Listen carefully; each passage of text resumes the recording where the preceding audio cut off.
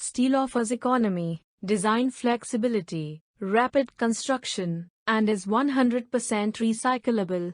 Structural steel is used to make tall buildings, long bridges, and many complex structures. This lecture provides practical guide for erection of steel structure. The erection of structural steelwork consists of the assembly of steel components into a frame on site. The components are then lifted and placed into position before they are connected together. This requires proper planning in terms of delivery and transportation of materials. Access to all work phases including connections, laydown zones, lifting methodology, and erection sequence. Proper planning helps to minimize storage requirements and the additional efforts to handle them on site. The main hazards risking the health and safety of workers in steel erection are falls from heights, falling objects, or collapse of the structure. The erection of structural steel can be divided into 6 stages. Risks to health and safety must be considered for each stage separately.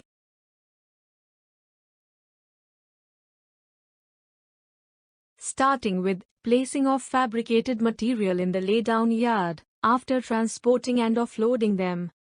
Confirm type of transportation and delivery route to be used. When the materials arrive at site, they should be unloaded such that lifting process won't get difficult. Ensure that fabricated material are offloaded on wooden batten, so that the materials have no contact with accumulated water. Verification of materials delivered. Ensure fabricated materials are placed in sequence of erection. Marks should be easily visible for the easy working and reduction of errors. Make sure the shipping list and key plan is available at the site. The usual sequence of erection is, starting with erection of main columns, then comes connecting vertical members with horizontal members, the beams. Precision in the fabrication process is important. The members are fastening together, usually with temporary bolts. This is a temporary erection. It should be temporarily braced too. Subsequently, roof trusses, rafters and purlins are installed. Typically, the erections are done by mechanical means, like the use of cranes. For erecting, fabricated material should be properly lifted from the ground surface. Erections by mechanical means is the safest and easiest. Different erection equipment are used at site, such as crane, Forina or Hydra. Type of crane depends upon topography, heights, weight of members, and other factors. The members are kept in positions by a crane till they are temporarily fastened. Location of the crane is important. Skill of crane operator is important as he must reply on hand signals for proper handling of members while erection. As soon as members are fastened, all members are temporarily braced.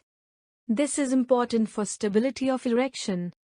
Final bracing of steel structures helps to transfer the lateral forces caused due to wind, earthquake and crane surge to the foundation of the building. Permanent bracing is installed after all primary members are erected. The figure shows the practical site image of roof bracing and vertical bracing. The best way of erecting a structure within the acceptable tolerance limits is to make sure that accuracy is achieved from the very beginning of the job. Misalignment of the structure generates secondary stresses in the members. Before fasteners are tightened, ensure that members are fitted, aligned, plumbed, and leveled properly to avoid any kind of failure. The table shows maximum permissible tolerance in erected steel structures members as per IS 12843.